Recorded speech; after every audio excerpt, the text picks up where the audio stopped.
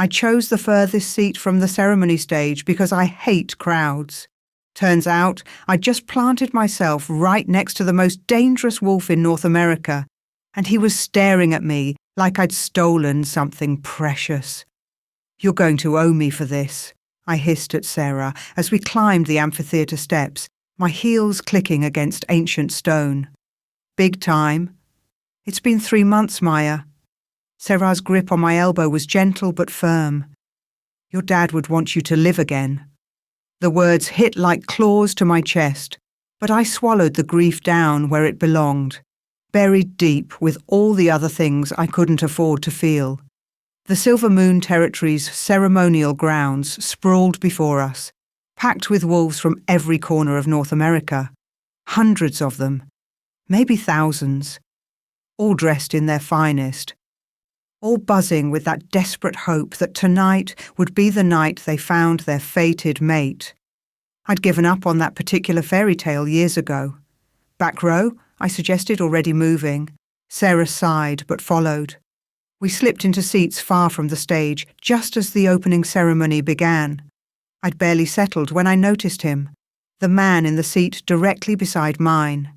He was beautiful in that way that made you think of dangerous things. Sharp jaw, dark hair that fell just past his collar, shoulders that filled out his black suit like it had been tailored by someone who worshipped at the altar of masculine perfection. But it was his eyes that caught me. Even in profile, they gleamed like antique gold. He glanced at me, one eyebrow raising slightly, and I realized I'd been staring. "Sorry," I muttered, looking away. "Didn't mean to crowd you." "You're not." His voice was smoke and whiskey, the kind that made you want to lean closer just to hear it again. "Though I am curious why you chose the seats furthest from the action." "I don't like crowds," I said honestly. "You?" His mouth curved. "Something like that." On stage, the ceremony master droned on about ancient traditions and the sacred bond between true mates. I tried to pay attention. Really, I did. But it was all so painfully theatrical. "Do they actually expect anyone to believe the full moon calls to our wolves?" I whispered to Sarah. "It's just light, reflected light at that." Sarah elbowed me, but I caught the stranger beside me fighting a smile. "You don't believe in the ceremony?" he asked quietly. "I believe in chemistry," I said, "pheromones, biology, not magic moonbeams that reveal your one true love." "Practical," he observed, "rare in our kind." "Someone has to be." The ceremony master's voice rose dramatically, and now, "It is my greatest honor to introduce the wolf who has agreed to preside over tonight's sacred ritual, Alpha King Dominic Blackthorn." The amphitheatre exploded. Wolves jumped to their feet, bowing their heads in submission as the most powerful alpha in North America supposedly made his appearance on stage. I stood too, mostly so I wouldn't get trampled, but I couldn't actually see anything over the crowd. "Well, that's dramatic," I muttered. Sarah made a strangled sound beside me. The stranger next to me hadn't moved. He remained seated, perfectly relaxed, watching me with those unsettling golden eyes. "You might want to bow, little wolf," he said softly. "Unless you prefer everyone thinking you're challenging me." My blood went cold. I looked at him, really looked, and saw what I'd missed before. The perfect stillness that came with absolute power. The way other wolves unconsciously angled away from him, even as they bowed. The ceremonial alpha's mark barely visible at his collar. "Oh, God," I breathed. Dominic Blackthorn smiled, and it was the most terrifying thing I'd ever seen. "Sit down, Maya, before you faint." "How do you know my name?" "I can smell your fear." "It has a name attached to it now." He gestured to the empty seat. "Sit, please." I sat. What else could I do? Run? From an alpha king? My wolf whimpered in the back of my mind, torn between submission and something else. Something stranger. "I didn't recognize you," I whispered as the crowd finally settled. "I'm sorry." Don't apologize. It was refreshing." He turned his attention to the stage where a poor substitute apparently stood in for him. You were right, by the way. The ceremony is absurdly theatrical, but tradition demands we maintain appearances. Then why are you back here? Because I haven't found my mate in 10 years of these ceremonies, and I've grown tired of standing on display like a prize bull. His jaw tightened. My counsel insisted I attend. They didn't specify where I had to sit. I should have moved, should have made an excuse and fled to another section before I embarrassed myself further or accidentally insulted the most powerful wolf in North America again. But something kept me frozen in place. The ceremony began in earnest as the glass ceiling panels slowly retracted. The full moon hung heavy and silver above us, bathing the amphitheatre in otherworldly light. Around us, wolves began to shift restlessly as the ceremony's magic took hold, that ancient power that was supposed to heighten our senses and reveal true mates through scent alone.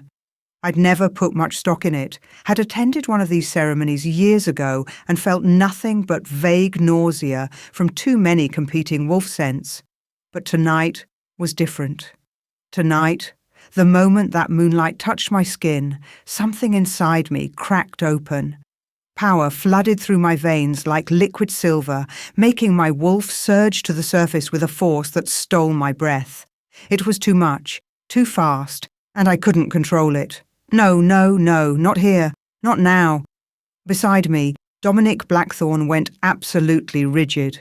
His head snapped toward me, those gold eyes flashing pure wolf, the animal completely in control.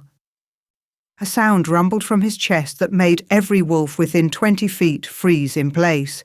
It was possessive, claiming. A warning that made my entire body respond with heat and awareness that had nothing to do with fear. Impossible, he breathed, and suddenly his hand was on my wrist, gentle despite the tremor running through his frame. You're an Omega. I don't know what you're talking about, I managed, but it was a lie. We both knew it. The ceremony's magic had stripped away every careful shield I'd built over the years, exposing the truth I'd hidden since my father's death. I wasn't just some low-ranking Omega from a backwater pack.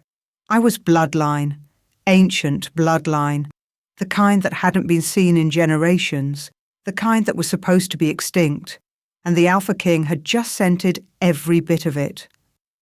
Your pack papers list you as common Omega, Dominic said, his voice rough with his wolf. But that's not what you are. I can smell it now. You're masking it somehow, but the moon doesn't lie. Please, I whispered. Don't. Everyone off this row now. His command cracked through the air like lightning. Wolves scrambled to obey, including Sarah, who shot me a terrified glance before fleeing. Then it was just us, the Alpha King and the Omega, who should not exist. Dominic's thumb stroked across my racing pulse. How long have you been hiding? All my life, I admitted. There was no point in lying now. My father taught me. He said our bloodline was too dangerous, that people would either try to use us or kill us to prevent anyone else from using us. Your father was right. His eyes held mine. And I saw the predator beneath the civilized exterior. Do you have any idea what you are? What you could be used for? No. He died before he could tell me everything. Dominic made a low sound of frustration. Then let me educate you, Maya Thorne. You're a bloodline Omega, the rarest of our kind. Your wolf doesn't just submit to alphas, it can balance them, amplify their power, or temper their madness. His grip tightened slightly. You're the genetic key to creating the most powerful wolves in history. That's insane. That's biology. He leaned closer, his scent overwhelming my senses. Winter storms and cedar and something wild that made my wolf purr even as my human mind screamed at me to run. And every alpha in this amphitheatre just felt the pulse of your power when the moonlight hit. They might not know what it means yet, but they will. As if to punctuate his words, I heard the whispers starting. Wolves turning toward our section, scenting the air, their eyes beginning to glow with interest. What do I do? I asked. Dominic Blackthorne stood, pulling me up with him. His body moved between me and the watching crowd, a wall of predatory grace. Right now? He smiled, but it was all teeth. You stay very close to me, because like it or not, little wolf, you just became the most valuable and most hunted omega in North America. Chapter 2. The amphitheatre descended into chaos. It started as whispers, confused murmurs rippling through the crowd like wind through tall grass. But whispers among wolves never stayed quiet for long. Within seconds, the murmurs became excited chatter, then raised voices. Then the unmistakable sound of dozens of alphas rising to their feet, their attention locked on our section like predators spotting wounded prey. "We need to move," Dominic said, his hand still wrapped around my wrist. "Now." I tried to pull away. "I can take care of myself." "No, you can't." His voice dropped to that tone that made my wolf want to roll over and show her belly. "Not against this. Trust me, Maya, just this once." Before I could argue, a massive figure materialized at the end of our row. He was built like a mountain given human form, with a scar running down his left cheek and eyes that missed nothing. "Clear a path, Kieran," Dominic ordered. The mountain, Kieran apparently, nodded once. "The east exit, my king. I've already sent word to secure it." "Good man." Dominic moved, and I had no choice but to follow or be dragged. His grip wasn't painful, but it was absolutely unbreakable. We descended the steps quickly, Kieran's bulk shielding us from the worst of the crowd's attention. But I could feel their eyes on me, could smell their interest turning predatory. "Blackthorn," a voice rang out above the noise. "Is it true? Have you found your mate?" "The Alpha King has claimed," someone else shouted. "Who is she?" "I can't scent her properly." "Move aside." Kieran's command cut through the chaos like a blade.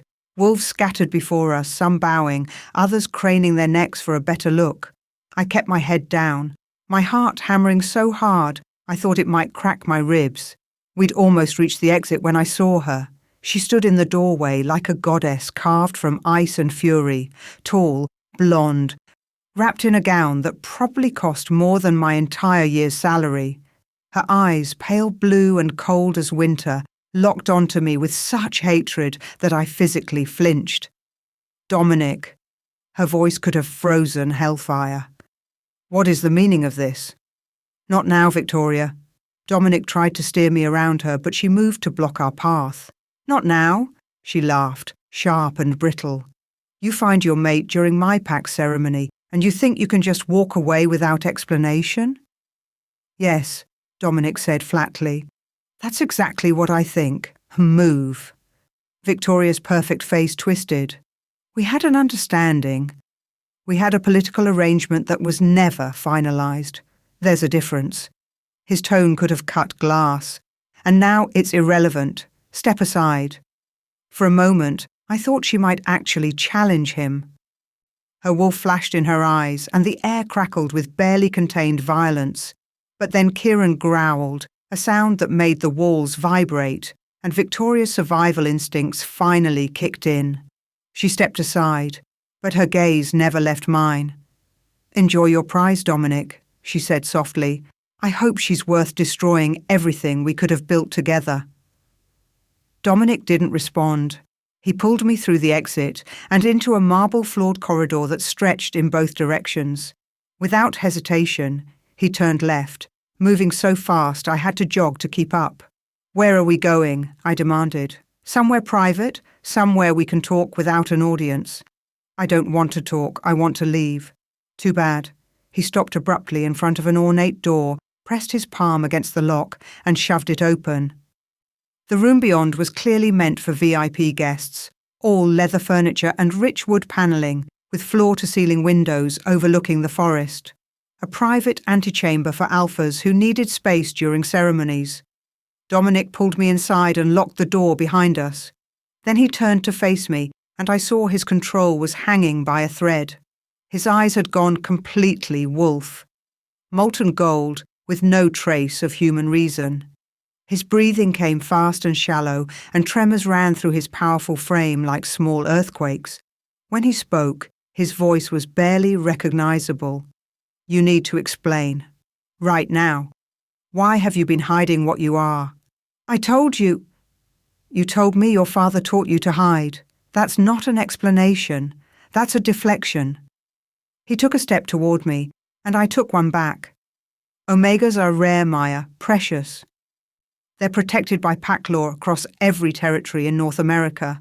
So why would your father teach you to hide instead of registering you properly? What aren't you telling me?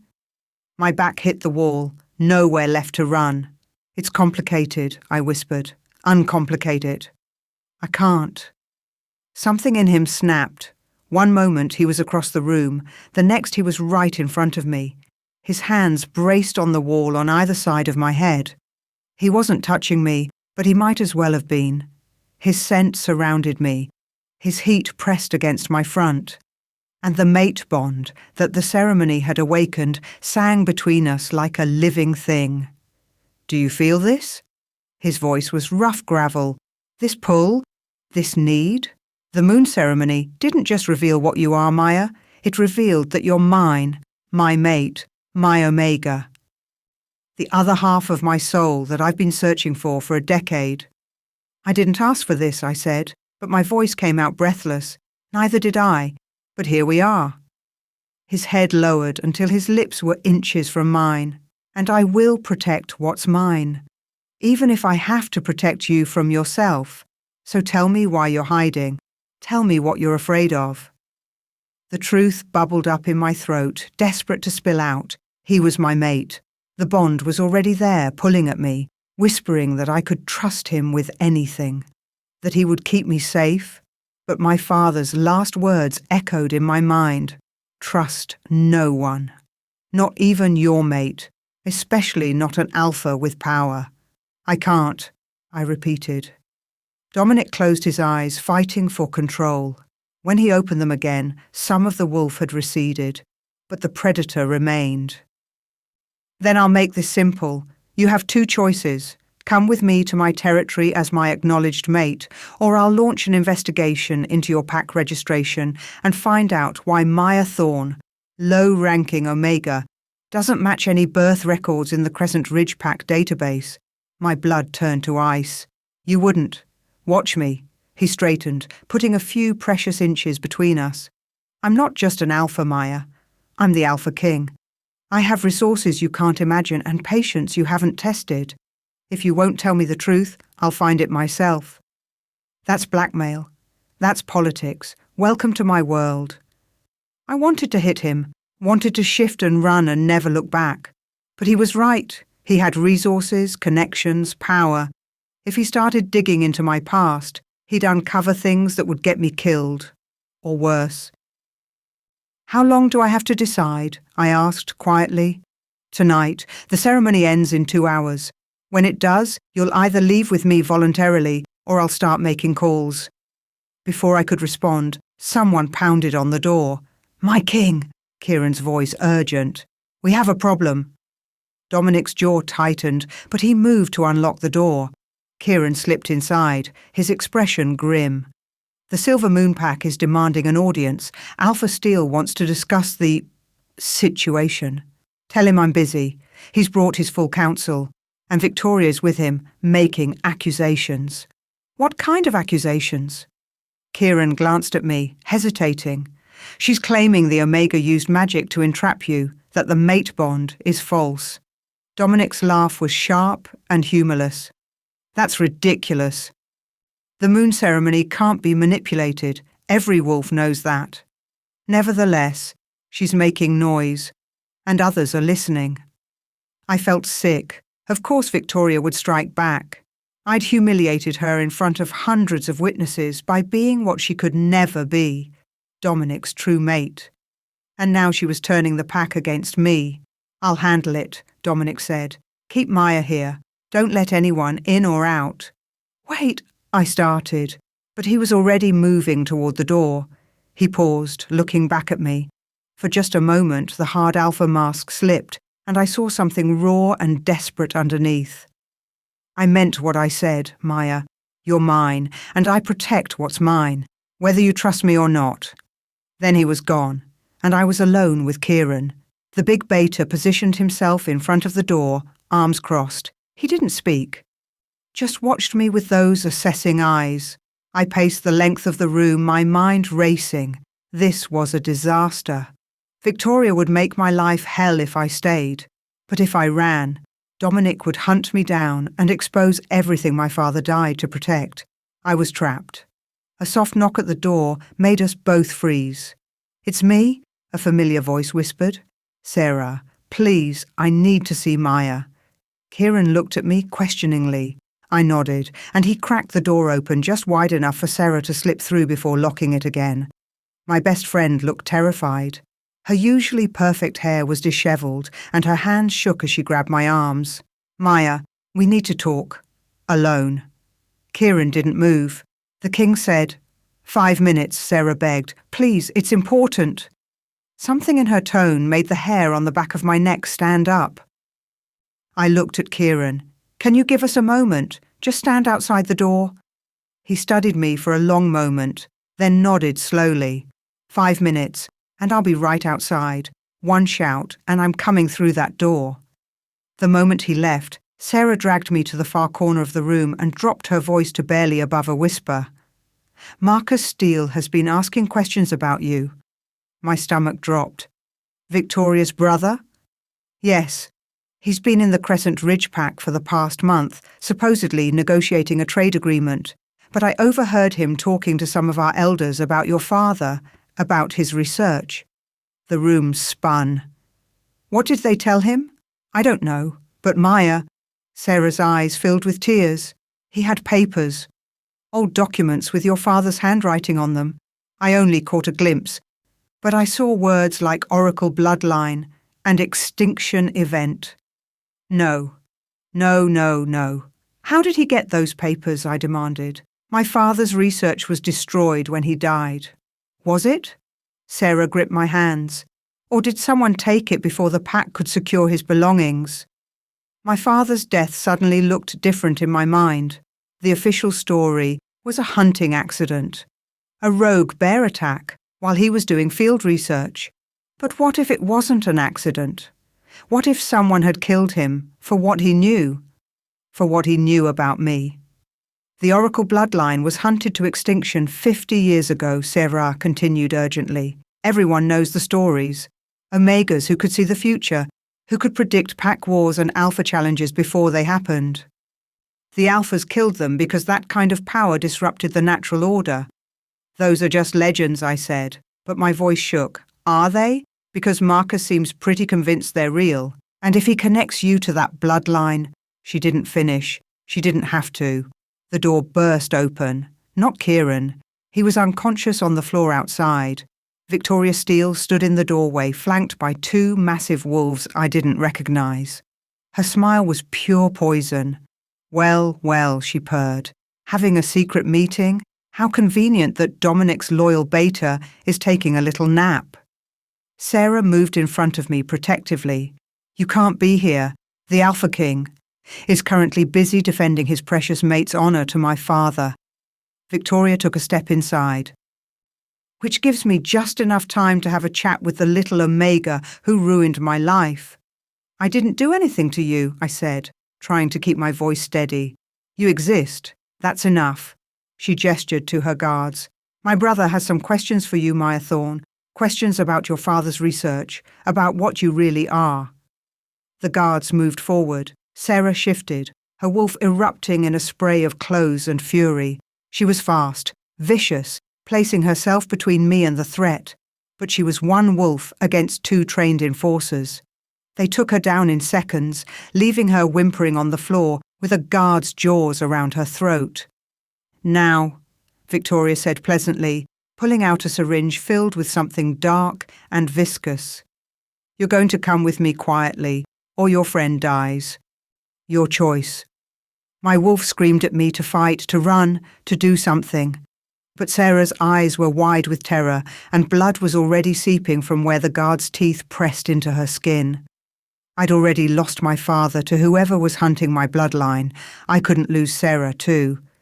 "Fine," I whispered. "I'll come. Just let her go."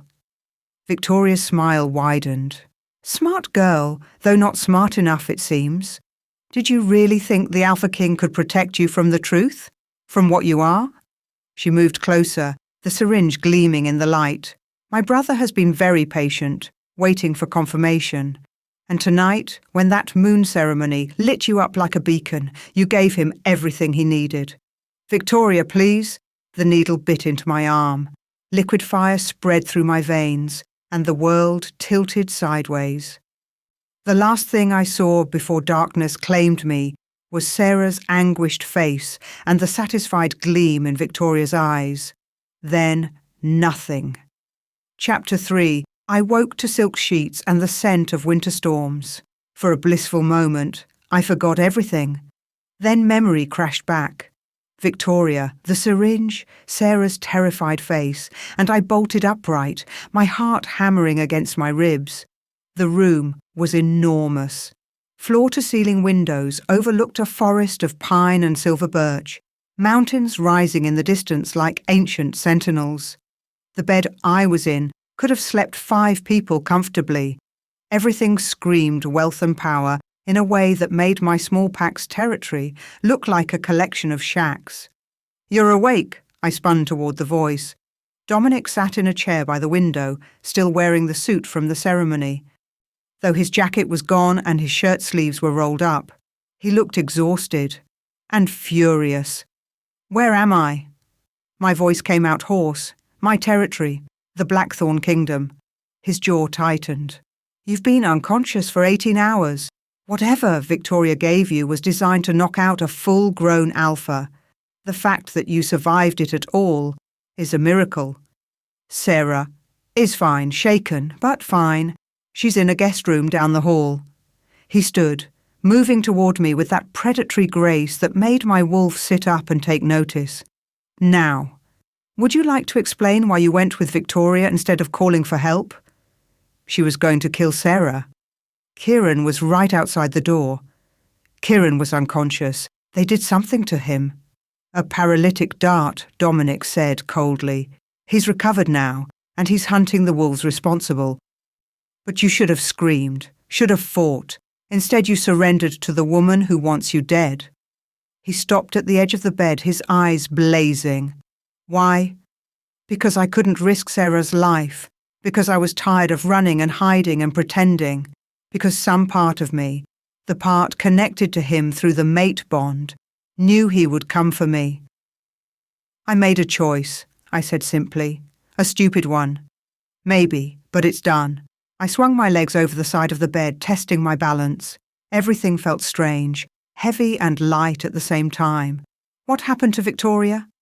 "She claims you came with her voluntarily, that you wanted to discuss pack politics away from my influence." His laugh was bitter. "Her father is backing her story, and without proof of coercion my hands are tied, for now. So she just gets away with it?" "No." The word was pure alpha command. "But I can't move against her until I have evidence.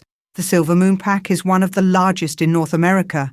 Accusing the Alpha's daughter without proof would start a war." I understood politics enough to know he was right, but it still burned. Victoria had drugged me, kidnapped me, and she was going to walk free because of her father's power. "How did you find me?" I asked. "The mate bond." He touched his chest, right over his heart. "I could feel your distress. Feel you slipping away. It led me straight to the Silver Moon Territory's border, where Victoria's guards were waiting to hand you over." "Hand me over?" "She claimed she rescued you from wolves who were trying to abduct you during the chaos. Said she brought you to me as a gesture of good faith." His expression darkened. "I didn't believe her, but I couldn't prove otherwise, and you were unconscious, so I brought you here, where I can protect you." Where he could control me, he meant. I wasn't naive enough to miss that. "I want to go home," I said. "No. You can't just—" "Yes, I can." He moved closer, and suddenly I was very aware of how little I was wearing. Someone had changed me into a silk nightgown that probably cost more than my car. "You're my mate, Maya. That makes you part of this pack now. Part of my territory. You agreed to come when I gave you that ultimatum, remember? I was drugged and kidnapped before I could actually decide. Consider the decision made for you then." He crouched down so we were eye level. "I know you're scared. I know you don't trust me. But you're safer here than anywhere else, and until I figure out who's really behind this, Who wants you badly enough to risk attacking you during a ceremony? You're staying where I can see you." The mate bond pulsed between us, warm and insistent. My wolf wanted to lean into him, to accept his protection and his claim, but my human side knew better than to surrender that much control. "How long?" I asked. "As long as it takes." "That's not an answer. It's the only one I have." He stood, putting distance between us again. "There are clothes in the closet. Dinner is at 7. I'll have someone show you around before then." He headed for the door, then paused. "And Maya? Don't try to run. You won't make it off the territory, and it'll only make things harder for both of us." Then he was gone, and I was alone in a gilded cage. The next 3 days were surreal. Dominic's territory, the Blackthorn Kingdom, was massive. Hundreds of wolves called it home, living in a sprawling compound that mixed modern luxury with old-world charm. There was a main house that looked like something out of a European castle, surrounded by smaller residences for high-ranking pack members, training facilities, gardens, and enough security to make Fort Knox jealous. Everyone stared at me. Some looks were curious, others calculating. A few were openly hostile. I was the Alpha King's mate, which meant I was supposed to become their queen, and from what I could tell, nobody knew quite what to make of me.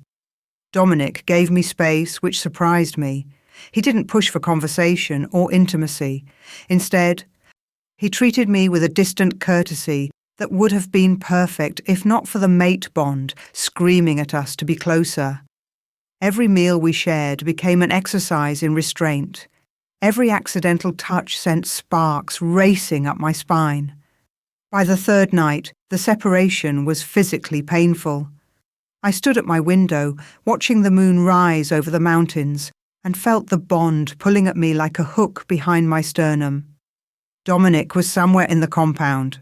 I could feel him, sense his location like a compass pointing north, and I knew he felt the same pull. This was why fated mates were so rare and so powerful. The bond didn't give you a choice.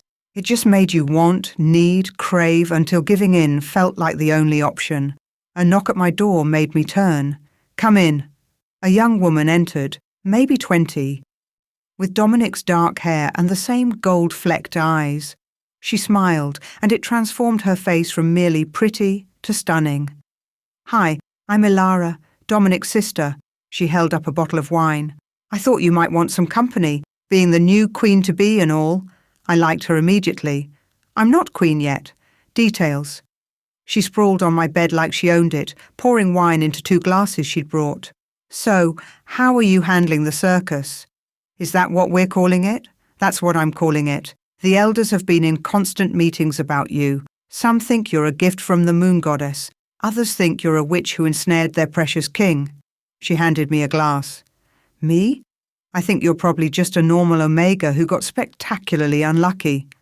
"That's actually pretty accurate. I'm perceptive that way." She studied me over her wine. "My brother is handling this badly, by the way."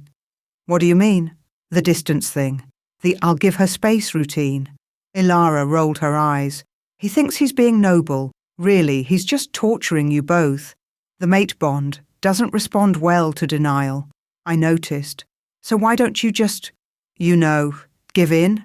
Because I didn't trust him. Because I was terrified that if I let myself fall, I'd lose whatever control I had left. Because my father's warnings still echoed in my head, louder than the bond's pull. "It's complicated," I said finally. "Everything with Dominic is complicated." Ilara's expression turned serious. "But for what it's worth, he's a good man, a good alpha. He'll protect you with everything he has, even if protecting me means ignoring what I want. Especially then, it's the alpha way, infuriating but effective." She hesitated. "Can I tell you something? Something that might help you understand him better?" I nodded. There have been 3 assassination attempts on Dominic in the past year. Poisoning, sabotage, 1 outright attack during a hunt. Someone wants him dead, and we don't know who. Her hands tightened on her glass. Our mother was murdered when we were young. Dominic found her body. He's been paranoid about security ever since. So, if he seems controlling, if he's keeping you close, it's not just about possession. It's about keeping you alive. The wine suddenly tasted like ash. Does he know who's behind the attempts? If he does, he hasn't told me. But Maya, she leaned forward, be careful who you trust here. The Blackthorn Kingdom has enemies, some inside our own walls. And now that you're Dominic's mate, you're a target too. That night, I dreamed. But these weren't normal dreams. They were vivid, intense, painted in colours too bright to be real.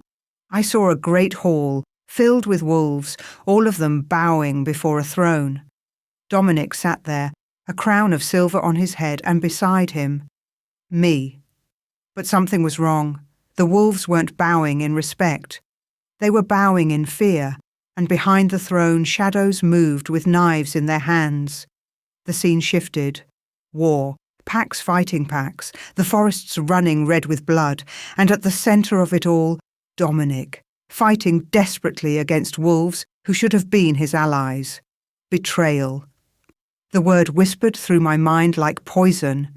I tried to see the betrayer's face, but the vision fractured, showing me fragments instead. A hand placing poison in a cup. A secret meeting in the dark. Victoria's smile. And someone else, someone I trusted, handing Dominic's enemies exactly what they needed to destroy him. I woke screaming. Dominic burst through my door seconds later, his wolf half shifted, ready to defend against threats that existed only in my mind. When he saw me alone and unharmed, confusion replaced the predatory rage. What happened? A dream. My voice shook. Just a dream. But we both knew it was a lie. He approached slowly, like I was a spooked animal. You're shaking. I'm fine, Maya. He sat on the edge of my bed, careful not to touch me. What did you see? How did he know it was a vision? Had I said something? Or was it written all over my face, the truth I'd been hiding? I need my things, I heard myself say. From my apartment. There's a box under my bed. It belonged to my father. I need it. Dominic studied me for a long moment. Then he pulled out his phone and made a call. Kieran, I need you to retrieve something from Maya's former residence. Yes, tonight. She'll give you the address. Just like that. No questions, no demands for explanation. Just trust that what I needed was important. Maybe Elara was right about him. The box arrived 3 hours later. Kieran handed it to me with a respectful nod, and I took it to my room with shaking hands. I'd hidden it under glamours and misdirection, layers of protection my father had taught me. But the mate bond ceremony had stripped away most of my shields. If anyone had been looking, they would have found it. Inside was my father's journal. I'd been too afraid to read it after he died, scared of what truths it might contain. But now, with visions haunting my sleep and danger closing in from all sides, I had no choice. The first entry was dated 20 years ago. The cleanse is real. I found proof. An organisation spanning multiple packs, dedicated to wiping out the Oracle bloodlines. They call it mercy, preventing the prophecy from coming true. But it's genocide. They're killing children. My hands trembled as I turned pages. My father's neat handwriting documented everything. Names, dates, locations. A systematic campaign to eliminate every Omega descended from the original oracles. And at the centre of it all, a prophecy. When the Oracle Omega and the Alpha King unite, the old order will fall, the packs will be reforged under one banner, and the power of the few will be distributed to the many. No wonder they'd hunted us to extinction. This prophecy threatened every established pack hierarchy in North America, and I was the last one, the last Oracle Omega, mated to the Alpha King. The final entry was written the day before my father died. They've found us. I've done everything I can to hide Maya's true nature, but it's not enough. The cleanse has eyes everywhere. If you're reading this, my daughter, it means I've failed to protect you. Trust no one. Love no one. Run. But if you're already mated, if the bond has claimed you, then listen carefully. The Alpha King is not your enemy. He is your only chance at survival. The prophecy is true. Together, you can change everything. But alone, you will both fall. Watch for the betrayer. They will come from within his own circle, wearing loyalty like a mask. See with your oracle eyes. Trust your visions. And when the time comes, choose love over fear. I'm sorry I couldn't protect you longer, but you are stronger than you know. You are your mother's daughter, and she never ran from her visions, even when they showed her own death. Be brave, Maya. Be the oracle they fear. I read the entry 3 times before the tears came. My father hadn't died in an accident. He'd been murdered, and he'd known it was coming.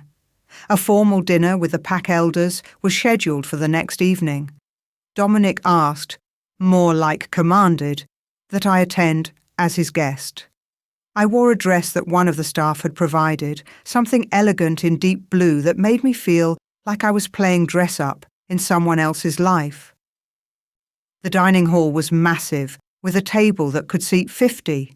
The elders sat in positions of importance, their expressions ranging from curious to openly hostile. Victoria was there too, smiling sweetly at me from across the table.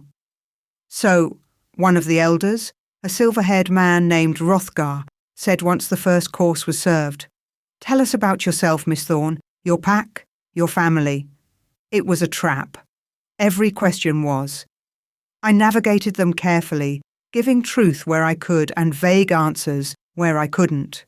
But I could feel the pressure building behind my eyes, a familiar tingling that meant a vision was coming. Not here. Not now. "And your father?" Victoria asked innocently.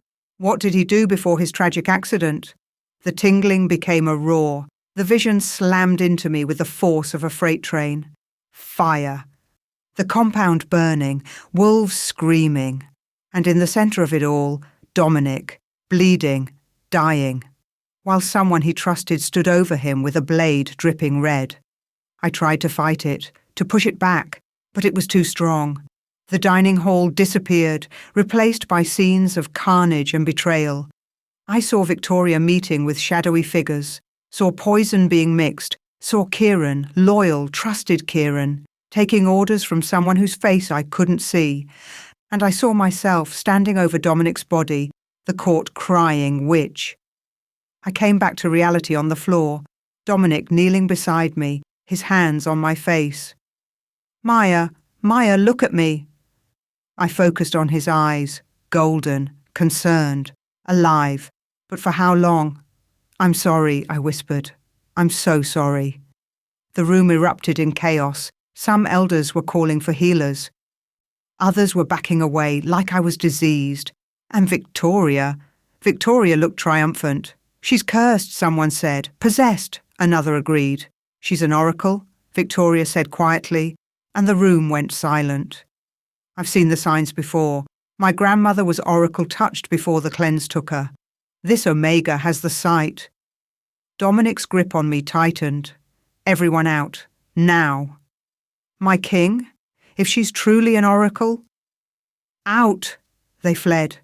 Everyone except Dominic, Ilara and Kieran, who stood by the door looking shaken. "Is it true?" Dominic asked me quietly. "Are you oracle-born?" There was no point in lying anymore. The vision had exposed everything. "Yes." "How long have you known?" "All my life. My father taught me to hide it. The cleanse—" "I know about the cleanse," Dominic interrupted. "My mother survived their first purge. She was oracle-touched too. It's why they killed her." The confession hit me like a physical blow. What? She saw her own death, tried to prevent it, failed. His jaw tightened. "I've been hunting the cleanse for 15 years. They're like ghosts, everywhere and nowhere. But I know they're still active. Know they've been behind the attempts on my life." He understood. He'd lived this nightmare before. We weren't enemies after all. I had a vision, I said urgently. During dinner, I saw betrayal, fire, death. Dominic, someone in your inner circle is working against you. Who? I couldn't see their face clearly, but Victoria is involved and... I hesitated, looking at Kieran. The beta stepped forward, his expression carved from stone. If you have something to say about me, say it. I saw you, I whispered, in the vision. Taking orders from someone. That's impossible. My loyalty to the king is absolute. I'm not lying. No one's accusing you of lying, Dominic said, but his voice was hard. Visions can be interpreted wrong. Misunderstood. Before I could argue, Kieran's phone buzzed. He answered, listened, and his face went pale. My king, there's been another incident, an assassination attempt on the southern border. The team stopped it, but... He paused. They found evidence, documents that connect the assassins to previous attacks. Who sent them? Dominic demanded. Kieran's eyes flicked to me. The documents were signed by someone in the Crescent Ridge pack, by Maya's father. The room spun. That's impossible. My father was murdered by the cleanse, or that's what he wanted you to believe. Kieran's voice was gentle but firm. My king? I know she's your mate, but the evidence... Show me, Dominic commanded. They left me there with Ilara, who held my hand as I tried to process what was happening. My father? A traitor? Working to kill the Alpha King? It made no sense. Unless it was all a lie. Unless someone had planted that evidence knowing exactly how it would look. I closed my eyes and reached for the vision again, forcing myself to see beyond the blood and fire.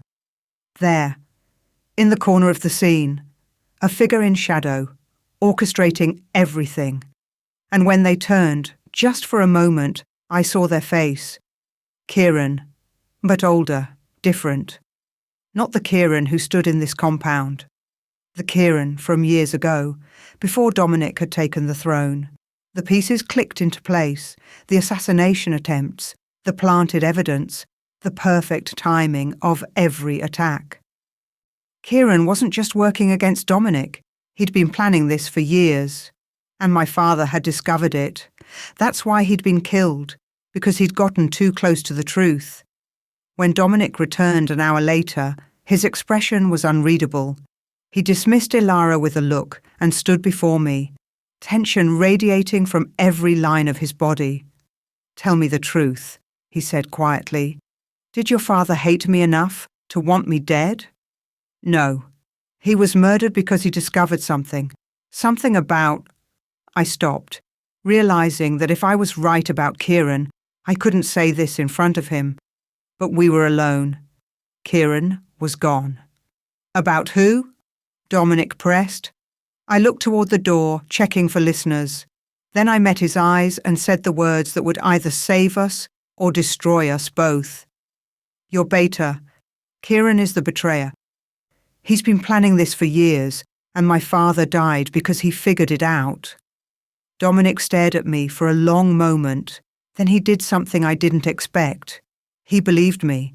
Tell me everything, he said. Tell me what you saw. So I did. Every vision, every piece of my father's journal, every connection I'd made. And as I spoke, I watched him transform from skeptical alpha to the king who'd spent 15 years hunting ghosts. We need proof, he said finally. Your visions aren't enough to move against him. He's been my second for a decade. If I accuse him without evidence, the pack will fracture. I finished. I know. But if you're right... His hands clenched into fists. If he's been playing me this entire time, using his position to sabotage me from within, then we need to catch him in the act. Dominic looked at me with something like admiration. You're not what I expected, Maya Thorne. Neither are you. For the first time since the ceremony, the distance between us felt like a choice rather than a necessity. The mate bond hummed with approval as he reached out and took my hand.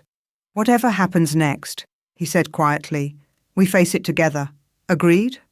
I thought of my father's last words. Choose love over fear. Agreed. Outside my window, the moon rose full and bright, and in its silver light I saw shadows moving toward the compound. We were out of time. The war was coming. Chapter 4. The announcement came at dawn. Dominic stood before his assembled pack, his face carved from stone, and spoke words that shattered whatever fragile trust we'd built. It has come to my attention that Maya Thorne's father, Richard Thorne, had connections to wolves who sought my death. Until I can verify her innocence in these matters, she will remain under protective custody for the safety of this pack. I stood beside him on the dais, feeling every eye in the compound boring into me. The mate bond screamed in protest, tearing at us both. I could feel Dominic's pain radiating through the connection, but his face showed nothing. This was political theatre. We both knew it, but that didn't make it hurt less. "This is temporary," he continued, his voice carrying across the silent crowd. "I will not condemn my mate without evidence, but neither will I ignore potential threats to this kingdom. Justice must be served for all involved." Noble words, strategic words, and they drove a wedge between us that I could feel like a physical blade. Afterward, Kieran personally escorted me to my rooms. No, not my rooms anymore. A suite in the West Wing, beautiful and comfortable, and unmistakably a prison. Guards stationed at the door, windows that didn't open. Every luxury except freedom. "I'm sorry it came to this," Kieran said, and he almost sounded sincere. "But the king must think of his pack first." Of course, I managed through numb lips, duty before everything. He nodded and left me alone with my thoughts and the mate bond that was slowly driving us both insane with enforced separation. Days blurred together. Dominic didn't visit, couldn't, without undermining his own investigation. The bond pulled at us constantly. A physical ache that worsened with every hour apart. I could feel him in the compound, sense his location, his emotions, the frustration, the doubt. The way Kieran's carefully planted evidence was working exactly as intended. On the third day, Ilara slipped into my room through a servant's entrance I hadn't known existed. "We don't have much time," she whispered urgently. Kieran's tightening his grip on Dominic. He's isolated him from everyone except the elders. He's already corrupted. "Your mate is making decisions based on lies, Maya, and if we don't act now, those decisions will get him killed." "What can I do? I'm locked in here." "Not anymore." She pulled out a vial of dark liquid. "Drink this. It'll mask your scent for 6 hours. The guards won't be able to track you." I stared at the vial. "You're helping me escape?" "I'm helping you save my brother. There's a difference." Her eyes blazed with fierce loyalty. "You said your father had contacts, people who knew the truth about the cleanse. Find them. Get proof. Because right now, Kieran is feeding Dominic evidence that you and your father were both part of the organization that killed our mother." The cruelty of it stole my breath. I know, but it's working. Dominic wants to believe you're innocent, but Kieran knows exactly which doubts to exploit. She pressed the vial into my hand. "Go. Now. Before the guard changes." I drank the potion. It tasted like ash and copper, and immediately my wolf recoiled as our scent disappeared, replaced by something neutral and forgettable. Ilara led me through hidden passages in the palace walls, servants' routes that the nobility pretended didn't exist. We emerged in the forest beyond the compound's main security perimeter. "There's a car waiting a mile north," Ilara said. "Keys in the visor. You have 6 hours before the potion wears off. Make them count." "Thank you." "Don't thank me yet. If you're wrong about Kieran—" She didn't finish. She didn't have to. I ran. My father's journal had listed 3 contacts. 2 were dead. Recent deaths, suspiciously timed. But the third, a rogue wolf named Dresden, was still alive. He lived in the no-man's land between territories, belonging to no pack, answerable to no alpha. The kind of wolf who knew how to survive when everyone wanted you dead. I found his cabin as the sun reached its peak. It was more fortress than home. With silver reinforcements and protective walls I could sense even through my dampened powers. I knocked on the door and waited. The wolf who answered was ancient, not in years. He looked maybe 50, but in the weight of knowledge behind his eyes. He took one look at me and smiled grimly. "Richard's daughter. I wondered when you'd come." "You knew my father? Knew him? Worked with him? Mourned him when those bastards took him down?" Dresden stepped aside. "Come in. We have much to discuss and little time. That scent-masking potion you drank? I can still smell the oracle blood underneath. You're broadcasting power like a beacon to anyone who knows what to look for." Inside, his cabin was lined with research. Papers, photos, documents that painted a picture of conspiracy spanning decades. Dresden poured coffee with hands that had seen too many battles and sat across from me. "Your father was close," he said without preamble. "Close to exposing the highest-ranking member of the Cleanse in the Northern Territories. That's why they killed him." "Who?" I demanded. "Who runs the Cleanse here?" "That's the clever part. It's not one wolf. It's a partnership. Kieran Frost and Victoria Steele." He pulled out a photograph that made my blood run cold. Kieran and Victoria, years younger, standing together with the unmistakable glow of mate bonds in their eyes. "They're true mates," Dresden continued, "have been since they were teenagers. But Victoria's father wanted her to mate politically to strengthen the Silver Moon Pack. And Kieran," he tapped the photo, "Kieran is the illegitimate son of the previous Alpha King. Dominic's father had an affair with a lower-ranking she-wolf. When she got pregnant, he paid her off and pretended the child didn't exist." My mind raced. "So Kieran has a legitimate claim to the throne. He could challenge, yes, but he'd lose. Dominic is stronger, more respected, and the legitimate heir. So instead, Kieran chose the long game. He befriended Dominic, became his beta, and waited for the perfect opportunity to take everything." Dresden's expression darkened. Victoria was supposed to become Dominic's chosen mate.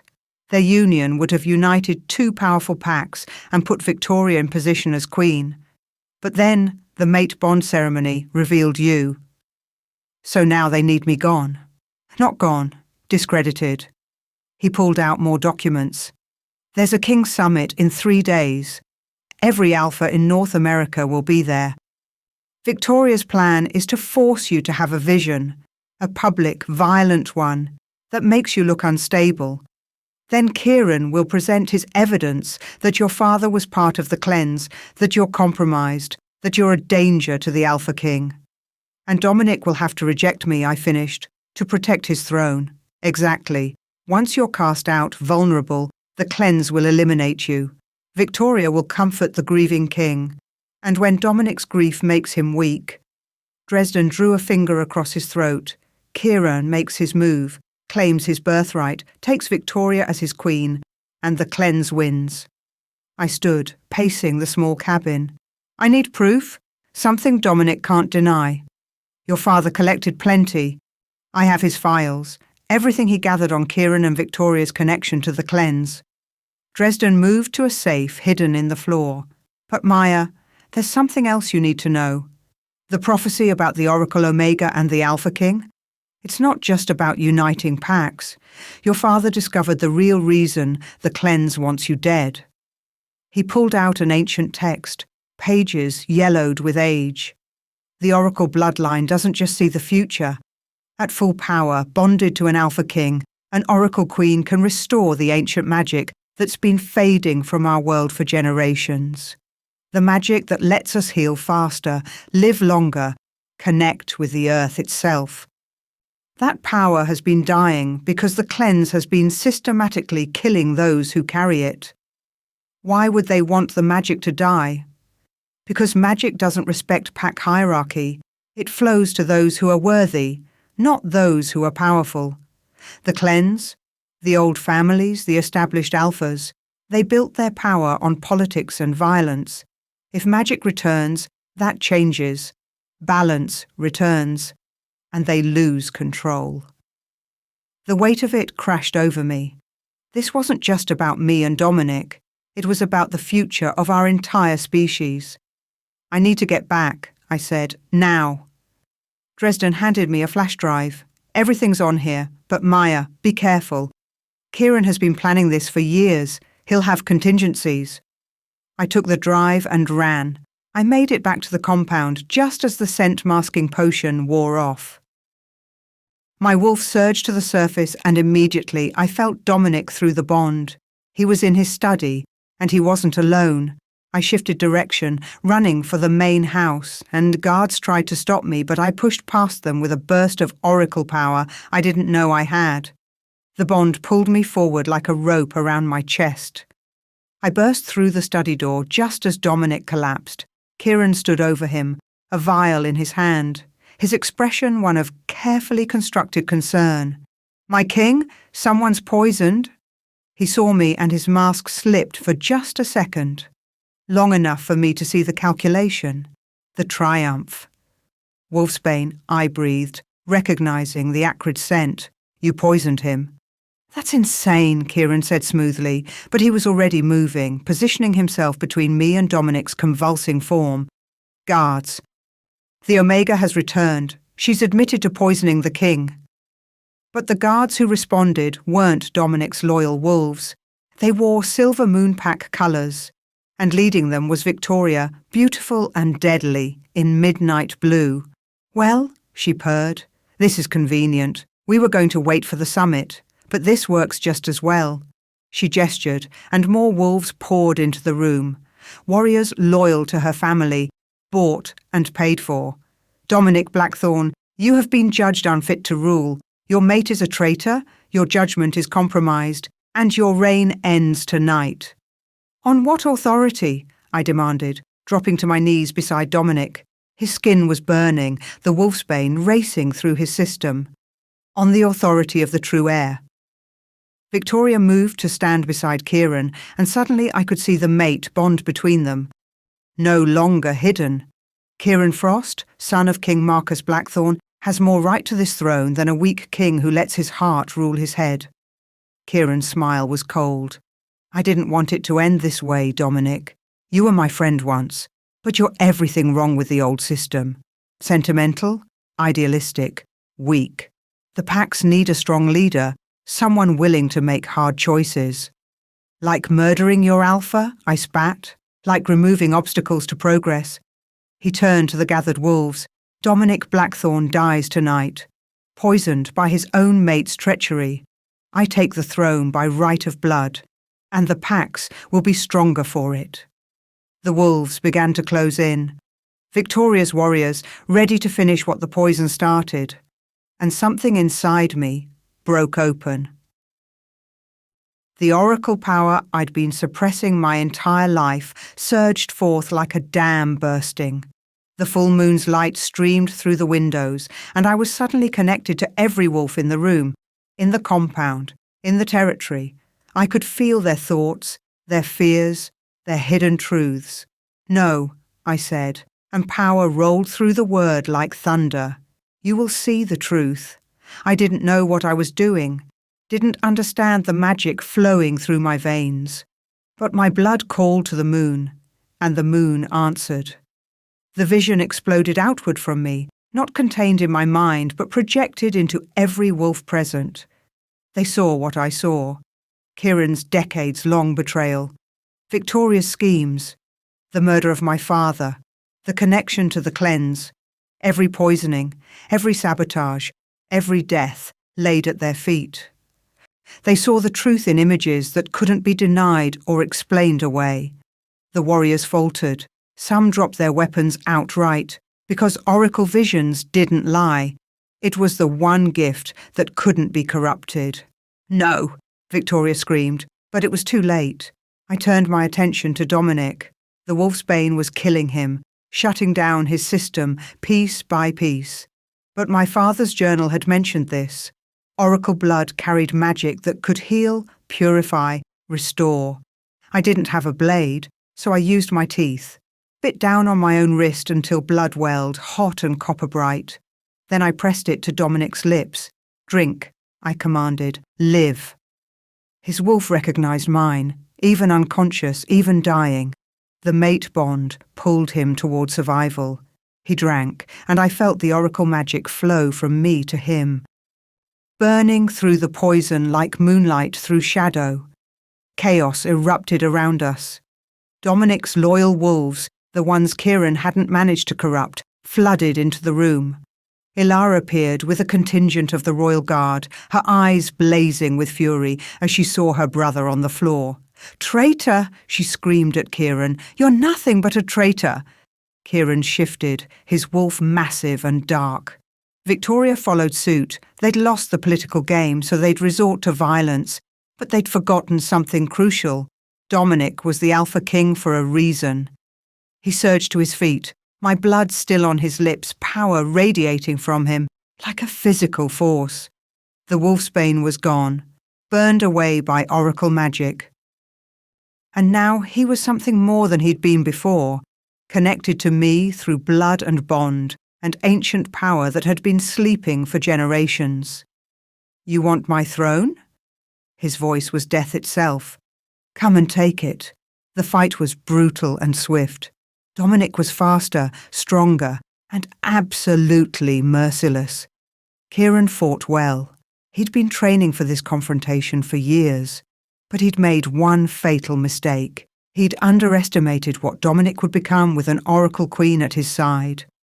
Victoria tried to run, but Ilara's wolves cut off her escape. She shifted back to human form, her expression desperate. "We can negotiate." "You poisoned my brother," Ilara said coldly. "You betrayed everything we stand for. There are no negotiations." The royal guard took her into custody, and on the floor, Dominic stood over Kieran's broken form. His eyes pure alpha. "You could have been something," Dominic said quietly, "if you'd chosen loyalty over ambition, if you'd chosen honor over hate." "I chose survival," Kieran spat blood. "The old ways are dying, Dominic. The cleanse is finished." I walked to Dominic's side, my wrist already healing. Every member, every contact, every scheme is documented. Dresden kept files. My father kept files. "We're going to hunt down every last one of you." Kieran laughed, a broken sound. "You think you've won? You've just painted targets on your backs. The prophecy, I interrupted, isn't about destruction. It's about restoration." And as I spoke, another vision took me. But this one wasn't violent or terrifying. It was beautiful. I saw the future, not set in stone, but possible, probable. The packs united under one banner, yes, but not through conquest, through choice, the ancient magic returning, flowing through bloodlines that had forgotten they carried it, wolves living in balance with the earth again, the way we were meant to, and at the centre of it all, two figures, an Oracle Queen and her Alpha King, not ruling through fear, but through the restoration of something that had been lost. When I came back to myself, every wolf in the room was staring at me, not with fear, with awe. "The prophecy," I said softly, "is that we restore balance, magic and strength, vision and action. The Oracle Queens didn't die out because they were weak. They died because the power-hungry feared what they represented, a world where might doesn't make right." Dominic took my hand, and I felt the bond settle between us, no longer fighting it, finally accepting what it meant. "Then we restore that world, together." He turned to the assembled wolves. "Kieran Frost and Victoria Steele are guilty of treason, conspiracy to commit murder, and crimes against the crown. They will be sentenced according to pack law." His voice carried the weight of absolute authority. "But their betrayal ends tonight. Maya Thorne is my true mate, my Oracle Queen, and anyone who challenges her place at my side challenges me." The wolves bowed, even those who'd been uncertain, even those who'd questioned, because an oracle vision didn't lie, and they'd all seen the truth. The King's Summit happened 3 days later, as planned. But instead of Victoria's trap, it became something else entirely, a revelation. Dominic stood before every alpha in North America and told them the truth about the cleanse, about the systematic murder of oracle bloodlines, about the conspiracy to suppress the ancient magic that was our birthright, and I stood beside him, no longer hiding what I was.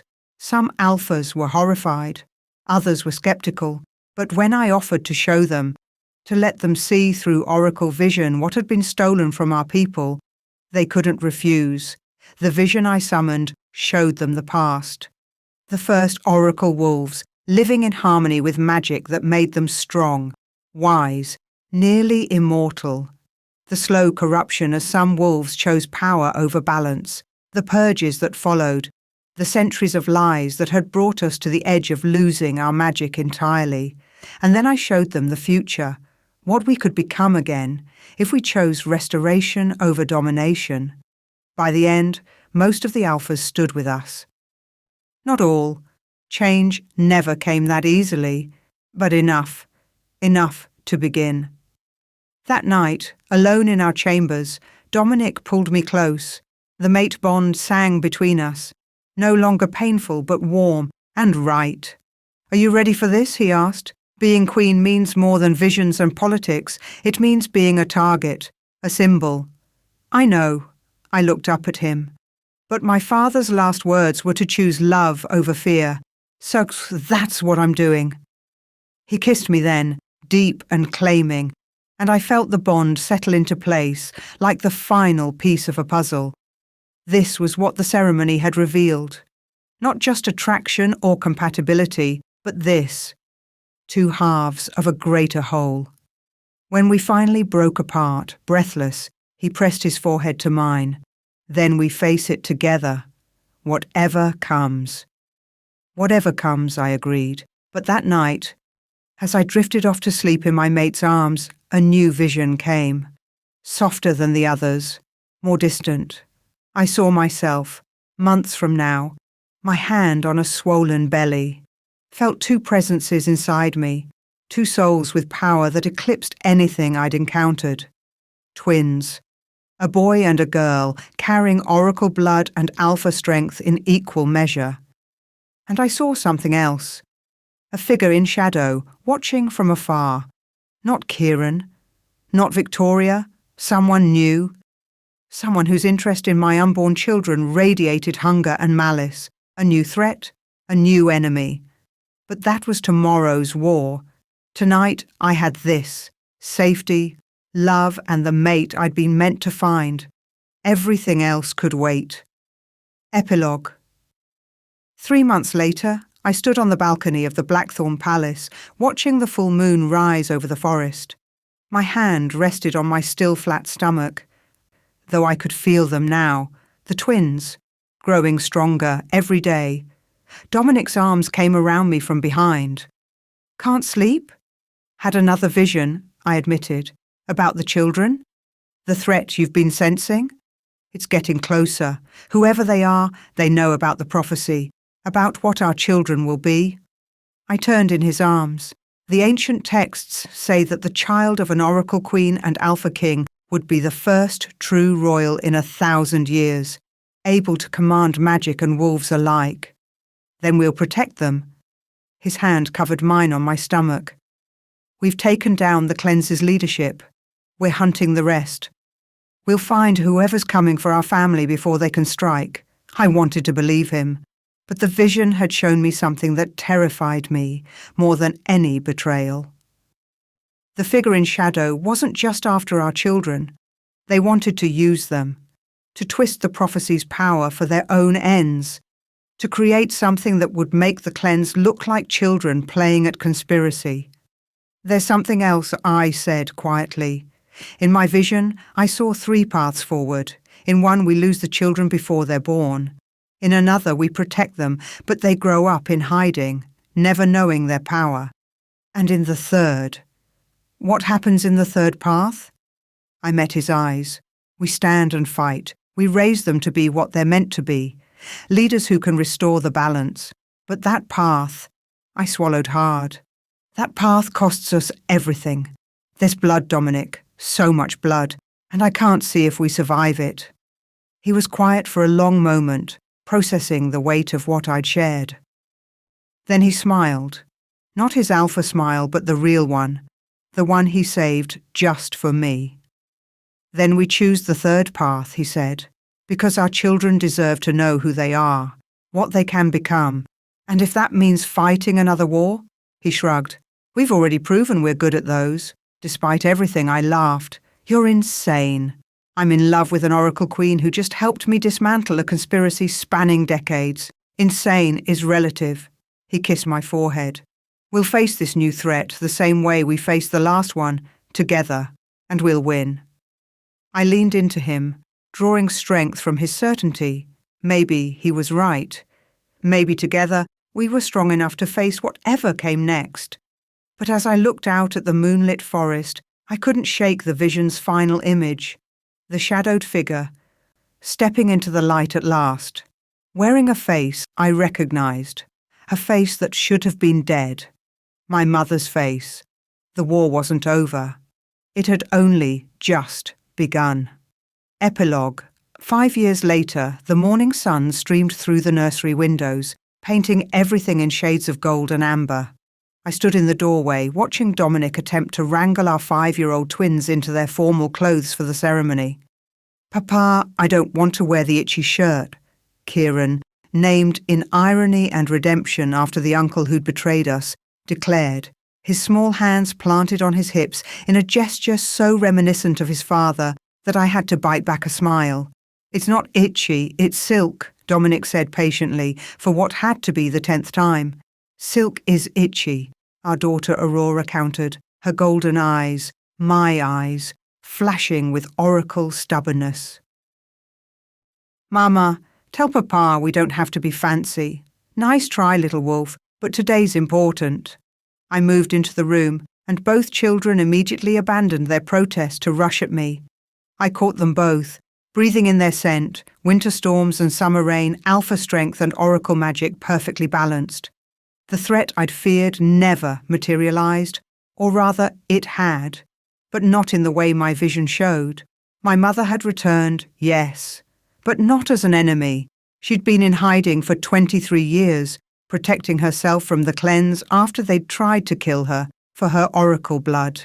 She'd let me believe she was dead to keep me safe, to keep the target off my back. When she'd finally revealed herself, drawn out by news of her grandchildren, there had been tears and anger and long, painful conversations. But eventually, there had been forgiveness. And now she lived in the East Wing, teaching Aurora the oracle arts while I learned alongside my daughter. Why is today important? Kieran asked, squirming as Dominic finally managed to button his shirt. Because, Dominic said, lifting his son onto his hip, today we're welcoming new packs into the Alliance. Wolves who've decided to join us in restoring the old magic. Will there be cake? Aurora asked hopefully. Always with the cake, I laughed. Yes, there will be cake. But first, you both need to sit still while I fix your hair. They groaned, but obeyed, settling on the small chairs while I worked. Through the bond, I felt Dominic's contentment, his deep satisfaction with this life we'd built.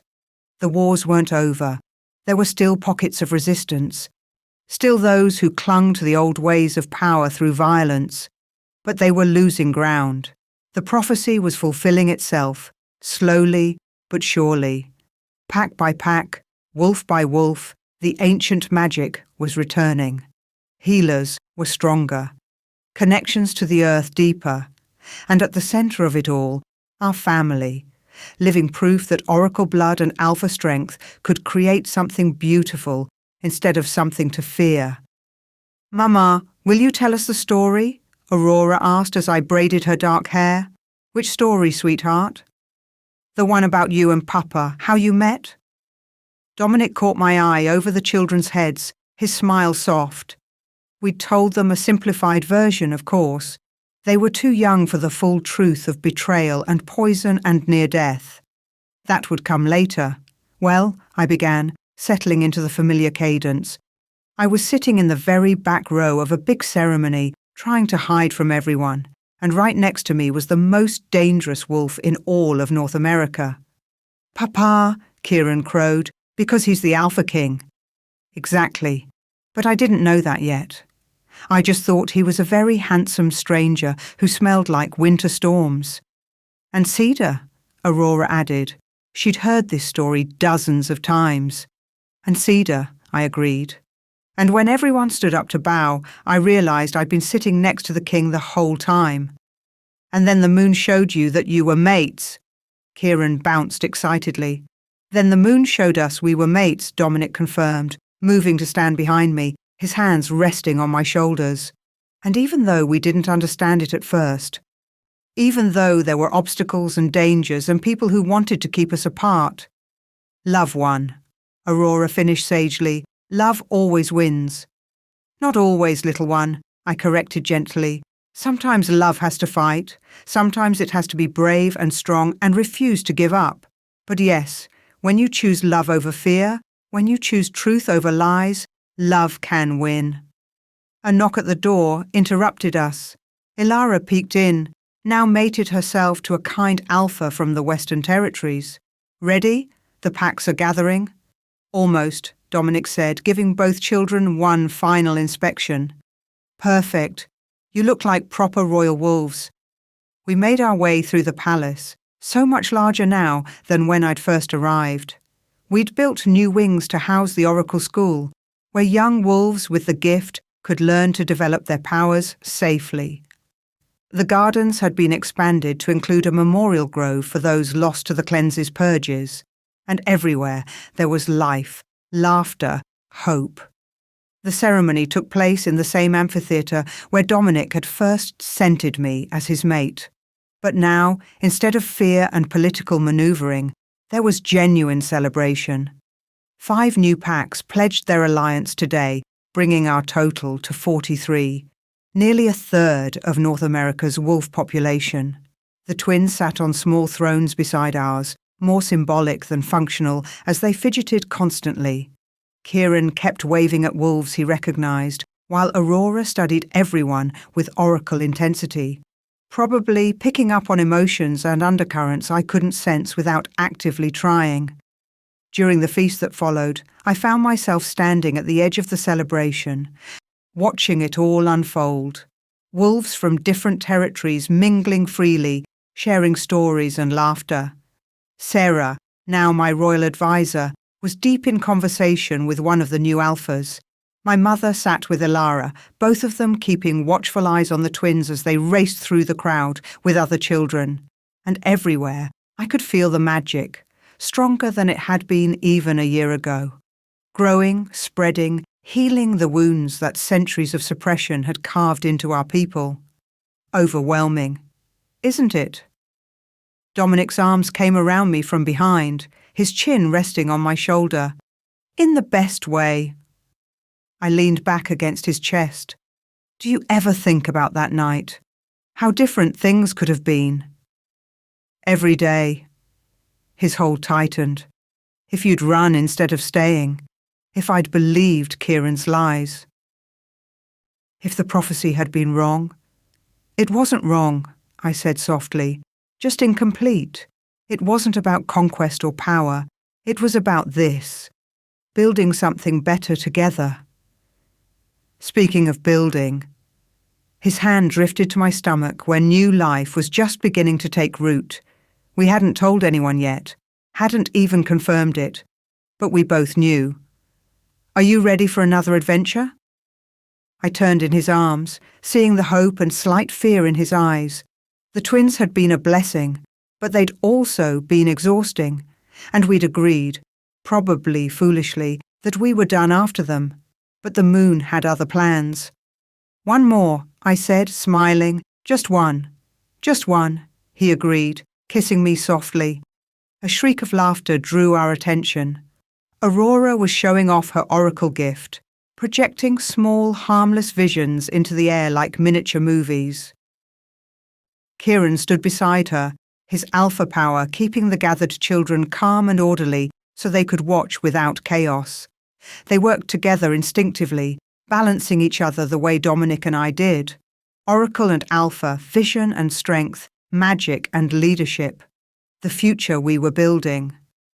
They're going to be amazing, Dominic murmured. They already are. I watched our children, surrounded by wolves who would protect them, guide them, help them grow into whatever they were meant to become. And this new one will be too. Because that was the real prophecy, I'd realized over the years. Not that one Oracle Queen and one Alpha King would save everyone, but that we would start something, a restoration, a revolution, a return to balance, and our children and their children would continue it. The old wolves had tried to eliminate Oracle bloodlines because they feared losing control, but what they'd never understood was that magic didn't take power away. It redistributed it, made it accessible, turned it into something that served the many instead of the few. That night, after the celebration wound down and the children were finally asleep, Kieran sprawled across his bed like a starfish, Aurora curled up with the stuffed wolf her grandmother had made her. Dominic and I stood on our balcony watching the full moon rise. "Do you still have vision?" he asked. "About the future?" "Sometimes." I didn't tell him that most of them now were mundane, beautiful things. Aurora's first shift, Kieran's first alpha command, the new baby, a girl I thought, learning to walk in these very gardens. But there were other visions too, darker ones, further out, challenges yet to come. Because peace was never permanent, and there would always be those who chose power over balance. But we would face them. Our children would face them, and they would win because they'd been raised knowing that strength came in many forms, and that the strongest wolves were the ones who chose love over fear. "Good visions?" Dominic pressed. "The best kind," I said honestly. "The kind that show our family together, happy, growing old, watching our children lead, making mistakes and learning from them, being human and wolf and everything in between." He pulled me close, and we stood there in comfortable silence, two mates who'd found each other against impossible odds and built something worth fighting for. "I love you," he said simply. "I know." I smiled against his chest. I saw it in a vision once. "A lifetime of loving you. It's the clearest vision I've ever had." "Good." He kissed the top of my head. "Because you're stuck with me, Oracle Queen. For however many lifetimes the moon grants us." "I can live with that," I said. And as the moon reached its peak, bathing us both in silver light, I felt the magic pulse through our bond. Through the children sleeping soundly in their beds. Through the wolves gathered in our territory. Through the earth itself. The prophecy had been right all along. An Oracle Queen and Alpha King wouldn't just unite the packs. They would heal them, restore them, remind them what it meant to be whole. And together, with our children, our allies, and the ancient magic that flowed through our veins, we would build a world where every wolf could thrive, where love was stronger than fear, where vision and strength walked hand in hand, where the future was bright with possibility. This was our legacy, our gift to the generations yet to come. And as I stood there in my mate's arms, our children safe, and the magic growing stronger with each passing day, I knew with absolute certainty we had chosen right. The moon had chosen right, and our story, the Oracle Queen and her Alpha King, was just beginning. Thank you for listening to this story. Like, share and subscribe for more,